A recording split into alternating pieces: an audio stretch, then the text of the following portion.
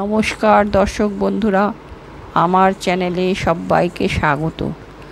আজ হাজির হয়েছি বিলেতি আমড়ার চাটনি নিয়ে। আশা করি তোমাদের এই ভিডিওটি খুবই ভালো লাগবে। ভালো লাগলে লাইক, শেয়ার, কমেন্ট করে দিও। আর নতুন বন্ধুরা সাবস্ক্রাইব করে পাশে থেকো।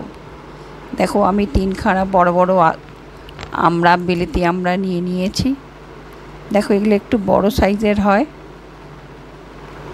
এই খোসাগুলো ভালো করে ছাড়িয়ে নিতে হবে। প্রথমে খোসাগুলো সব ছাড়িয়ে নিয়েছি, তারপর এগুলোকে প্রেসার কুকারের মধ্যে দিয়ে দিলাম। এবার এর মধ্যে একটু লবণ দিয়ে দাও। প্রেসার কুকারের ঢাকনাটা বন্ধ করে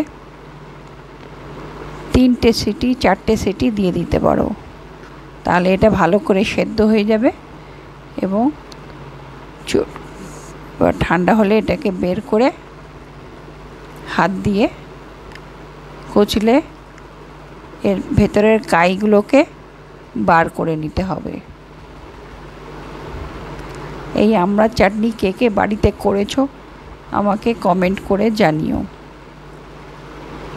এটা করার আগে একটা মশলা তৈরি করে নিচ্ছি। 5 ফোড়ন আর শুকনো লঙ্কা একটু ভেজে নেব। যারা ঝাল খাও না তারা লঙ্কা দেওয়ার দরকার নেই।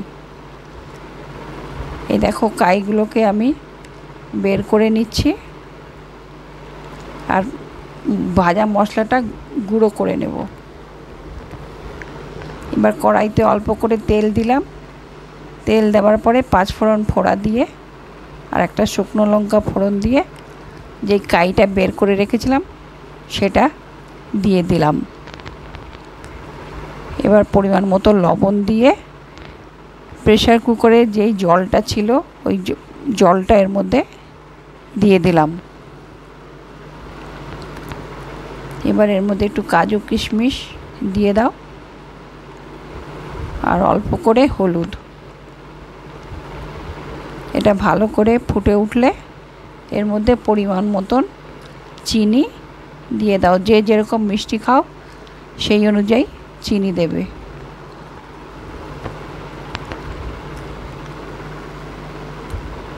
দেখো, এবার ভালো করে ফুটে উঠেছে। বেশ অনেকক্ষণ ধরে ফুটিয়ে নেবে, তাহলে ঘন হয়ে যাওয়ার পর উপর থেকে ভাজা মশলা ছড়িয়ে দাও।